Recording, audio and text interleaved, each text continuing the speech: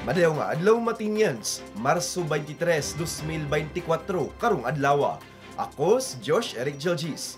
Uban ni kami alang sa mga labas nga mga balita gikan sa lokal nga panggamahanan ubos sa administrasyon ni Mayor Michelle Nakpilrabat. Ug anya ang atong mga headlines. Mga ekipo gihatag na sa mga Matinyang mananagat. Duha ka feeding programs gipahigayon. Anak ni Senator Bongo butante na sa Lupon, Davao Oriental. Sa police report, usa ka kilong shabu na recover sa baybayon sa Bubon.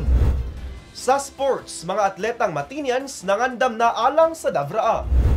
Ug sa atong Women's Month feature, retiradong magtutudlo dakong inspirasyon ang hatod sa iyang mga estudyante.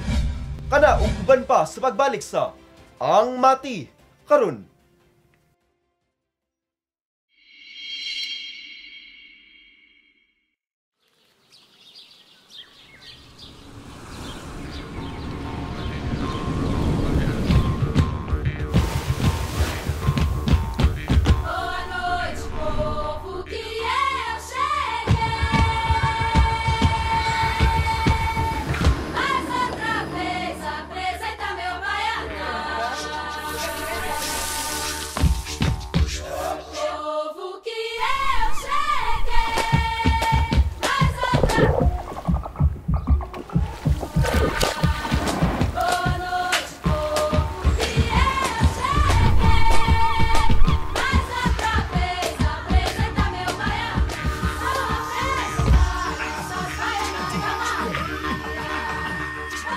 Mati is where to be.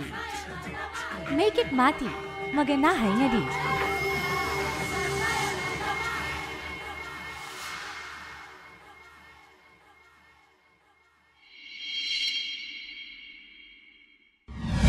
Kabay gustong isumbong nga problema sa inyong barangay? O di ka proyektong kinahanglan ninyo nga wala matagad? Kung kamo nangitag kadangpan sa inyong suliran, i-report na kana sa Ang Mati karon. Kami gadawat sa reklamo, hangyo o bisan pa man unsang mensaheng gusto ninyong madunggan sa lokal nga panggamhanan. I-report na yan. Ipadala lamang inyong mensahe hangyo ug mulo sa atong Facebook page, City of Mati LGU, aron among masibya sa Ang Mati karon. Mamahimo usab kamong magpadala sa inyong video, mahitungod sa inyong issue. I-report na yan.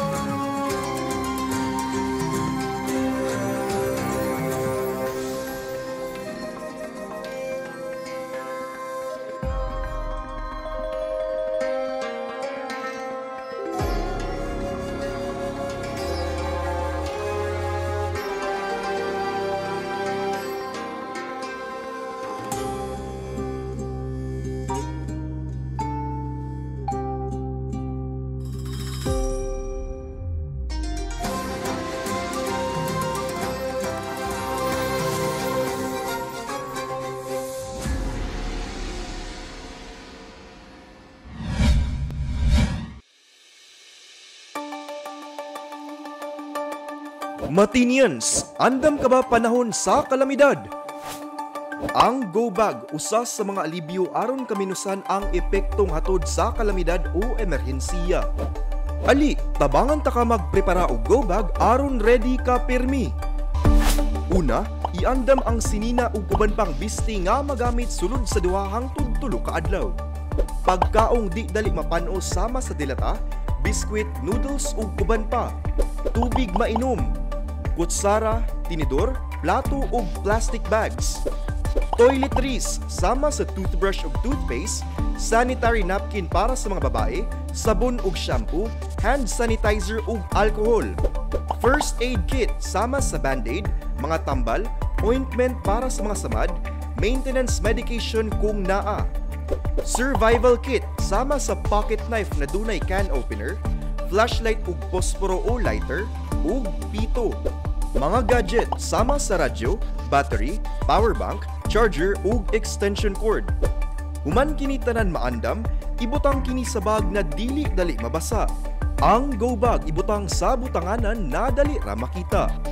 Hinumdumi, mas luwas ang taong andam. I-ready na ang inyong mga go bags, Matinians.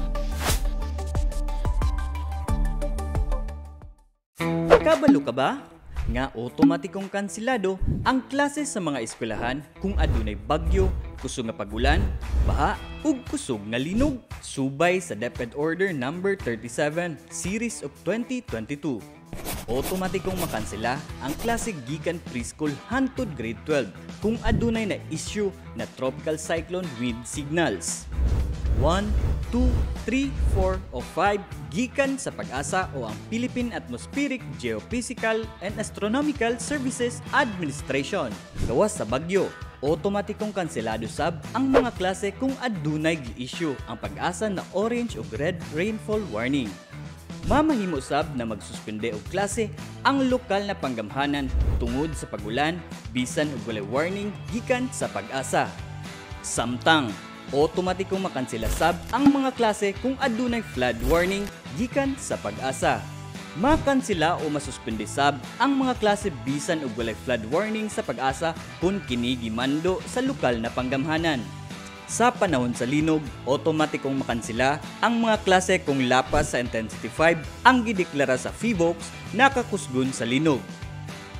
Samtang mamahimong ikansela sa lokal na panggamhanan o mga school principal ang klase kung adunay linog na baba sa intensity 5 ang kakusgon. Kini nga polisiya mausab ang ginasubay sa Commission on Higher Education CONCHED. Karon, kabalo na ka!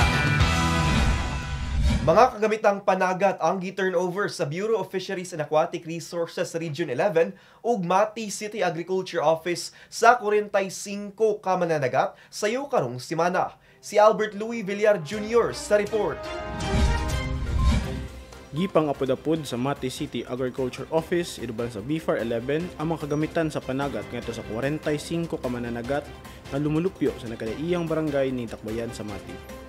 Ang pagtuno sa mga ekipo gibuhat kaniadtong Marso 18, 2024 sa City of Mati Fishport, Madang ning Dakbayan. Ang mga ekipo gilangkuban sa 18 ka high-speed ug 9 ka low-speed Yamada 7 horsepower motorboat engines. Inubanan pa sa duha ka set sa complete accessory gill nets o 15 ka rolyo sa fish pots. Ang mga nakadawat nga mananagat, mga benepisyaryo sa Fisheries Sustenance Program sa Office of the City Agriculturist, nagikan pa sa mga layon dapit sama sa Luban, Mamali ug Tamisan.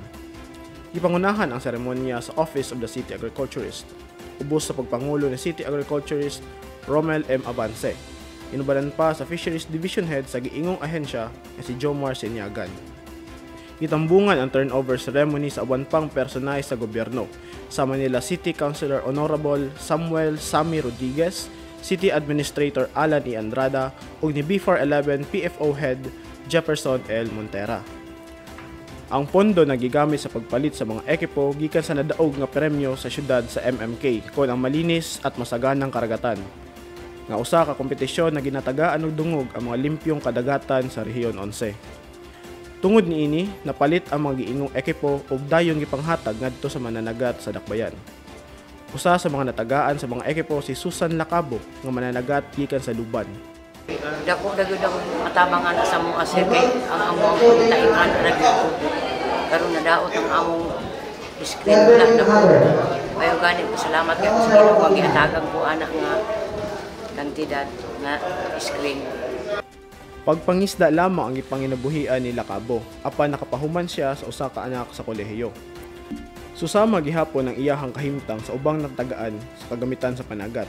Kung diin dakong tabang gayud ang fishnets ug motor sa baruto nga gipang-apod-apod sa lokal na panggamhanan.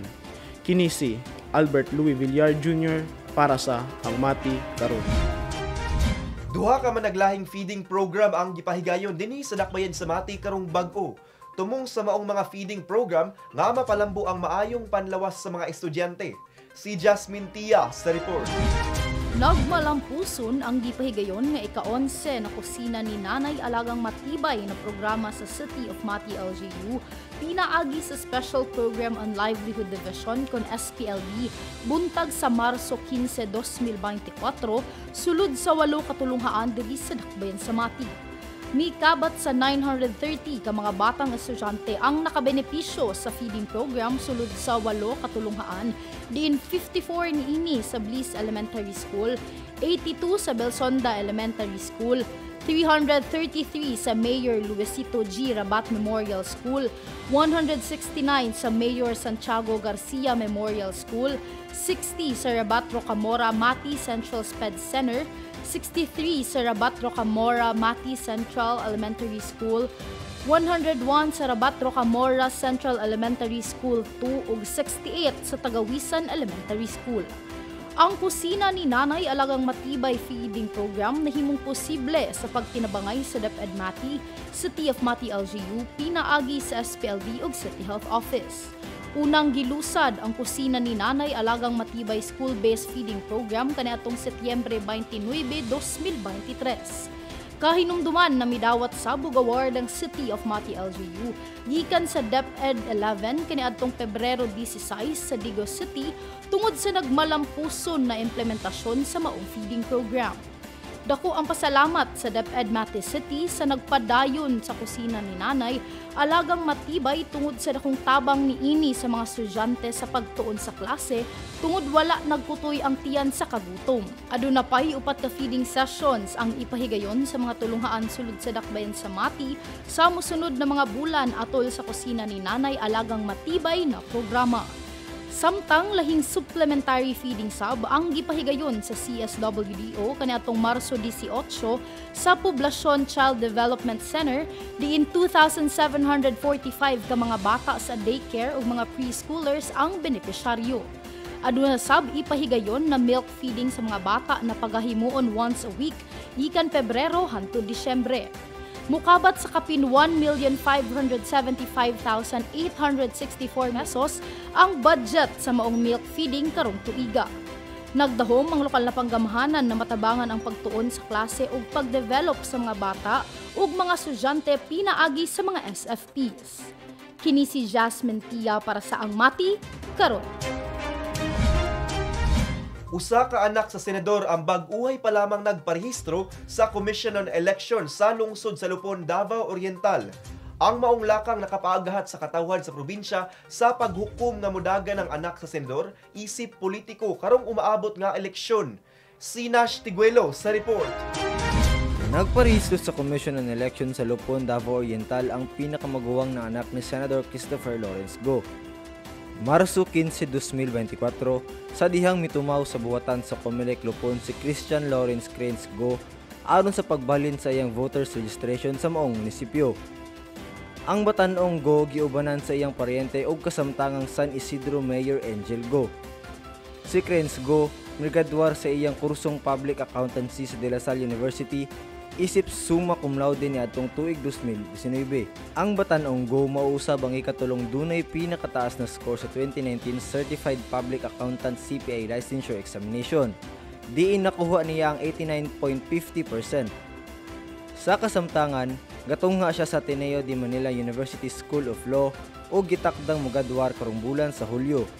Ang 25 anyos nga si Cranes Go unang nagparehistro isip botante sa Davao City, diin nagpuyo iyang pamilya. Apan ang pamilya Go naggikan sa munisipyo sa Lupon, diin unang nagpuyo ang lolo sa Davaoenyong senador. Sa pagginabi sa Ang Mati Karon kang Senator Go, muangkon kini nga iya pang ginakumbinsi iyang anak sa pagkakaron sa pagdagan sa umaabot nga eleksyon. Sumala sa senador nga nakit-an niya kang Cranes Go ang dakong potensyal ingon man kasing-kasing alang sa pagpanerbisyo sa katawhan.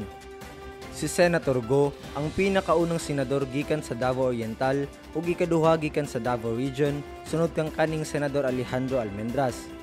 Kini si Nash Tiguelo para sa Ang Mati Karon. Sa among pagbalik, usa ka kilo sa gidudahang shabu na recover sa baybayon sa Bubon. Sa sports, pagpangandam sa Davraa 2024, hingpit na. Ug sa feature, ang magtutudlo sulod sa 40 anyos naghatod inspirasyon sa iyang mga estudyante. Kana sa pagbalik sa Ang Mati Karon.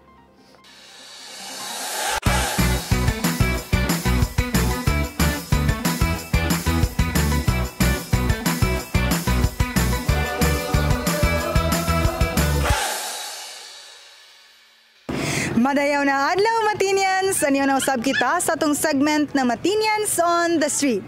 Dinhi lamang sa Ang Mati Karon. Kapilanta na kadungog sa mga estudyanteng wala makakuha sa ilang mga final exams, gumikan kay wala sila ikabayad sa ilang tuition fee tungod usab sa kapobrehon.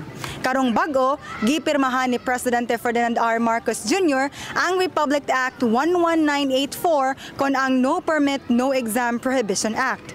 Buot pasabot, tanan publiko og pribado nga mga tulunanan gikan sa K-12, higher education og technical vocational institutions gimanduan sa pag-accommodate ug pagtugot sa mga disadvantaged na mga estudyante nga dili makabayad sa tuition ug uban pang mga bayronon aron makakuha og periodic ug final examinations nga wala nagkinahanglan og permiso. Busa alang sa atong pangutana karong sa Manaha, karong gibawal na ang no permit no exam nga polisiya sa mga eskwelahan, unsay kaayo o kadaot nga ihatod niini sa atong educational system. Tara uban ni kami ug atong sutaon ang tubag sa mga Matinians. For me po is makaayo siya nga walaon ang permit no permit no exam tungod daghan pud goy mga estudyante nga gusto mo school tay mo take og exam tapos maura na ang hadlang sa ila tungod dili sila ka exam kay tungod wa sila ka bayad, especially sa mga tao sa private school nga scholars lang nya or kanang ano na sila sa sponsor god, tapos if ang sponsor kay murag dili nila maano ang payment, so ang mahitabo di sila ka exam, which is murag unfair pod kay nagapaningkamot sila og study tapos di lang sila ka exam tungod wala lang sila kabayad po. Para sa ako kay kamayuhan kay makatake kag exam bisag wala kay kwarta. Ana man lang nato privilege sa mga estudyante kanang para sa hospital ba nga zero billing ta. Diba? Kung libre ho na lang. Dili kay ingon nga libre tapos pagkahuman na day bayranan. So, dili sa mayong kuan. Sa ako lang ng opinion. Para po sa ako, murag wala may kadautan siguro. Murag okay good siya kasi kung kisa tong gusto gyud interesado mo eskwela o mo exam, automatic sila makakuan ma'am. Isagod pod na nga mga hiling sa mga interesado mo eskwela aron pod hatag pod sila glambo kung unsay ugma silang kinabuhi. Para sa ko nang dunay say kaayuhan gyud kay mostly karon sa mga batanon sa mga nag-eskwela kulang gyud sa mga financial support like anang pagkuan sa mga kuan silang ginikanan kay kulang kay sila kung hatag income kay halos kanang ilang kay farming man dinia kulang kay sila kahatag og kaning kuan gyud sa mga estudyante gyud kanang pang kuan sa mga allowance, pero kanang kuan ni Bongbong Marcos nga gipatupad nga balaod moto kaning nakatabang pod makaayo pod para pod sa mga sa tuwa pod. Para sa ko is daw pa siya effect or good sa kuan especially sa mga pobre na mga student like dili pa sila lack of financial para makatake og exam, tapos may po siya kay para mas daghan ang opportunity na mo take mo try na exam. Sa amo private man good, so makatabang ginasa mo kay sa labi na uban namo classmate kay wala kay dili kay sila ka bayad on time ba, then dili sila ginapa-exam pag walay permit. So para sa amo karon makatabang jud na nga pag last na ipa-kuan bayad. Because that is the responsibility of the parents to pay the tuition. But kung dili siya makabayad, nakatake siya exam, anytime makabayad siya, i-release ang grades. Anak siya. Because it's the responsibility of the parents also to send to school and to pay. Whatever happen, kailangan good sa parents, maningkamot siya, ngayon yung mapa-school lang anak because education is the only wealth yun, ngayang mahatag sa iyahang mga anak because money, yuta, mawala na siya. But education, nobody can get that. Pero sa kuan, nindot na siya para sa kuan kay tuition man good sa akong gusto ko kanang aviation kay mahal kaayo. Pero nindot man pud na tuition para basin ang uban man good abuso lang kana mga bogoy-bogoy good na mga estudyante kanang walay tarong kay ilarang kuanon kanang binuangan ang kuan board exam. Ang kadautan is kaning basing kadugayan ang abusuhon na di na tarungon og dala kay kuana wala na kailangan og kaning unsa ni kwarta kay anytime ang mga pobre pwede na maka-eskwela. Na ang uban basin abusuhon ana nya ang para po sa mga pobre is kalipay sa mga pobre nga wala mga kwarta nga makapadayon og eskwela. Uhog mao kana ang tubag sa Matinyans kabahin sa atong pangutana karong semana. Ubani na usab kami sunod semana dinhi lamang sa Matinyans on the Street. Ako si Jilbis Jean Patalinghog. Amping!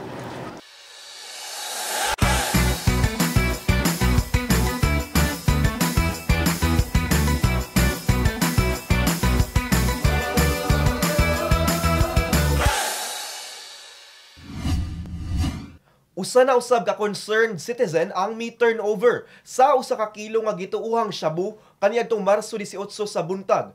Mao na kini ang ikaduhang recovery sa illegal nga droga sa baybayon sa Dakbayan sa Mati. Si Nash Tiguelo sa dugang detalye.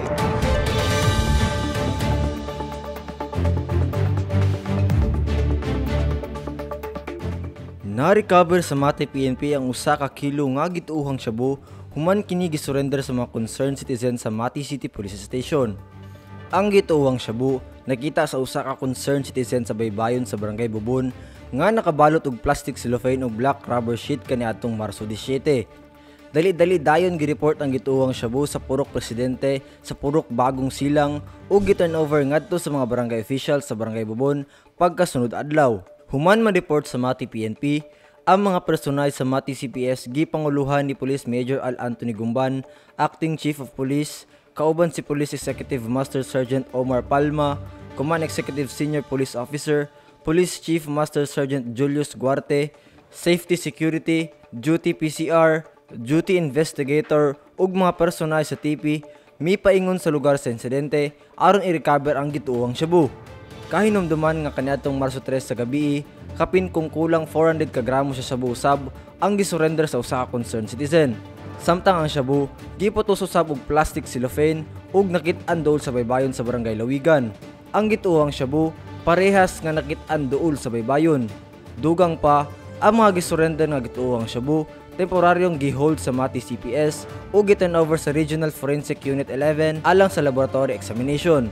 Kini si Nash Tiguelo para sa Ang Mati Karon. City of Mati Eagles athletes na mga delegado sa Davra Ami 2024 nangandam na. Si Peter Jan Buencamino sa report.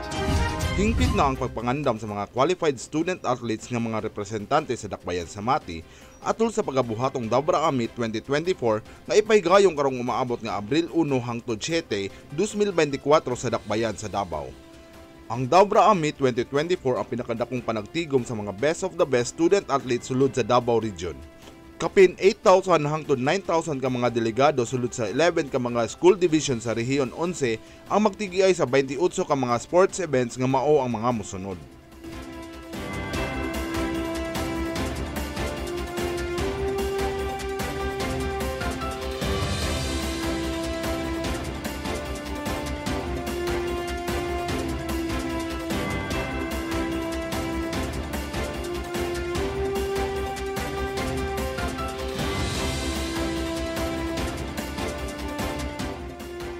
Sumala pa ni Jose Paulo Luis Rabat, Executive Sports Director sa Unified City Sports Council, kampante siya nga mahatagan og husto nga pag-ensayo ang mga student athletes tungod andam kanunay nga motabang ang mga accredited sports club sa Dakbayan, gani mismo ang mga clubs ang nangunay sa pag-ensayo sa mga student athletes. Dungag pa sa Batanong Rabat nga dako ang iyang kumpiyansa nga mag-uli gihapon og ubay-ubay nga mga medalya ang mga atleta sa City of Mati Eagles. Ang Dabra Amit 2024 formal nga pagasugdan karong umaabot nga Abril 1, 2024 sa Dakbayan sa Davao. Kahinimduman nga niadtong Dabra 2023, ang City of Mati Eagles miuli og 3 ka gold medals, 7 ka silver ug 2 ka bronze medals. Diin pipila sa mga student athletes ang nag-qualify sa Palarong Pambansa 2023 sa Marikina City, NCR. Kini si Peter Jenwen Camino para sa Ang Mati Karon. Sa pagpadayon sa atong Women's Month celebration karong bulan sa Marso, usa ka teacher sulod sa 40 ka tuig ang naghatod dili lamang edukasyon sa iyang mga tinunan, apan lakip na ang inspirasyon aron sila mulambo. Atong ilailahon si Ma'am Edeline Tuazon Esteban sa report ni Jelvis Jean Patalinho. Ang pagtudlo mao ang inahan sa tanang propesyon. Sa natad sa edukasyon adunay mga personalidad nga nagbarog isip, simbolo ug inspirasyon. Giya sa mga henerasyon ngadto sa kahibalo ug kasinatian. Sa Dakbayan sa Mati, usa ka retiradong magtutudlo ang nailhan tungod sa iyang dili matarog nga dedikasyon ug gugma sa pagtudlo.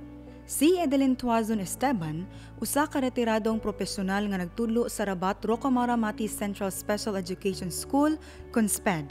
Kansang bantugang karera sulod sa 4 ka dekada, naglakip sa usa ka way puas nga marka sa kasing-kasing ug panghunahuna sa mga estudyante. After taking such course, you can apply to any position rather than teaching others. But then I chose it. And I really made it for more than 40 years and 5 months. And until I retired. Imagine 40 years and 5 months. I tackled all those years teaching lots of children, thousands of them. They were all in grade 3, 4, 5, 6. And then, really, I enjoyed my teaching years. It's really nice. I've met people, lots of people. I have known many people and I'm friends with them, especially parents. They're good to me, I'm good to them. So it's just vice versa. Siya nagsugod sa iyang panaw isip profesional sa natad sa edukasyon kaniadtong tuig 1967. Nagsugod kini nga hilig human siya madasig sa pagtuo sa iyang amahan sa kaanindot sa degree sa edukasyon. Apan taliwala sa iyang kahibalo, kini nga desisyon adunay dakong epekto sa libuan ka mga estudyante sulod sa iyang 40 ka tuig nga pagpanerbiso. Dako blessed gyud kaayo nga siya akong advisor atong time nako sa grade 6. So dili gyud nako siya malimtan sa iyang kamaayo. Is daghan kayong salamat ma'am, bisan tuod na abot nako ani nga level. Part gyud ka sa akong life nga na-improve ko. In terms sa mga kahibalo, daghan kay ko nahibaluan sa iya, ilabi na sa mga panginabuhi. Si Ma'am Esteban usa ka eksperto sa pagtudlo sa natad sa science, English ug arts ngadto sa mga iyang tinun-an gikan grade 3 hangtod 6. Labas sa akademya, ilado sab siya isip quiz bee master ug coach, rason sa luyo sa kalampusan sa dili maihap na mga estudyante. Sa iyang kabilin, siya nagtuo nga iyang labing dako nga nahimo anaa sa kalampusan sa iyang mga estudyante. Pinaagi sa iyang dili matarog nga dedikasyon ug pagtudlo, iyang nahulma ang pipila ka henerasyon sa mga individual nga maayo dili lamang sa akademya apan usab sa kinabuhi. Ang mga pagpamatuod gikan sa iyang kanhing mga estudyante, nagbarog isip usa ka testamento sa iyang lawom nga impluwensya nga nagpalanog sa pasalamat ug pagdayeg. Si Ma'am Esteban kay passionate when it comes to arts, tapos one of the creative na mga people, marag na close kay ko siya ba.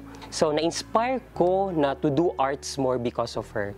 I learned many genres sa arts, especially in digital arts because na namangguta dira ang generation.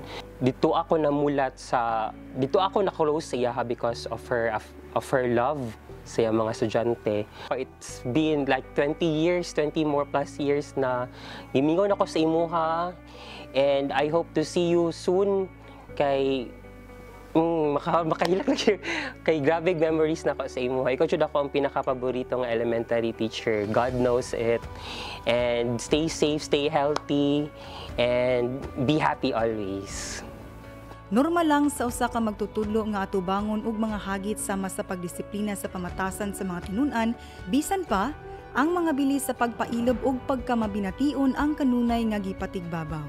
She never fails to perform her role as a teacher and as a mother. Whenever she feels that we fall short of the targets in class, she would really make it to a point to talk to you, know what is happening with you. She really cares. No? It's not like after the class, she would go home and that's it. No, hindi ganyan si ma'am. Si ma'am talaga, she would ask and monitor your performance in class.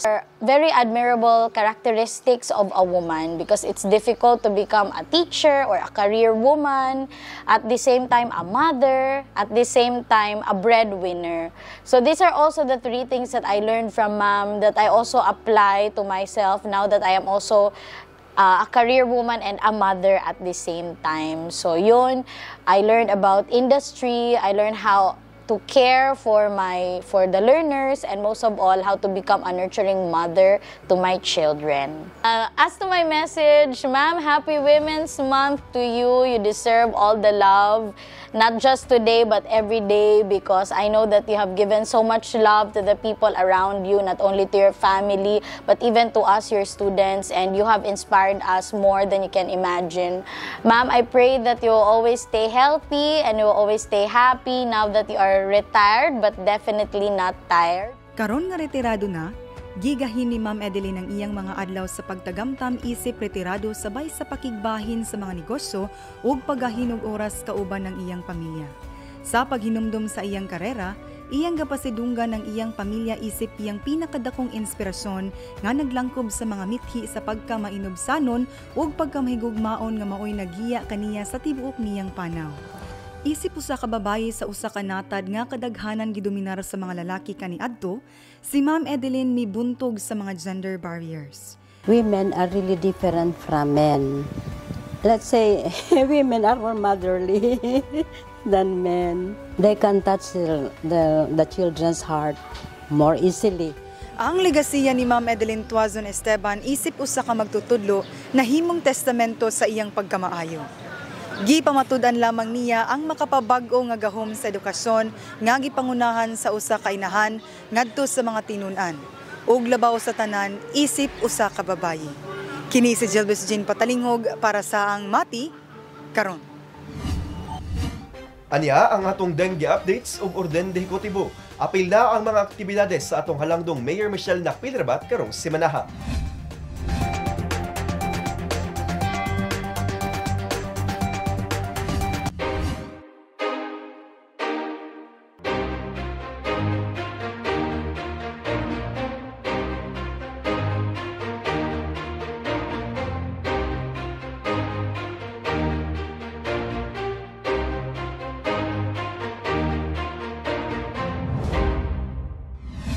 Ug mao kana ang atong mga pinakauling balita gikan sa City of Mati, LGU. Ako si Josh Eric Gelgis. Ubalik kami sunod semana matag Sabado diri lang sa Ang Mati. Karon, atong kanunay himduman nga magmakusganon, magmatinabangon ug magmahigugmaon matag adlaw.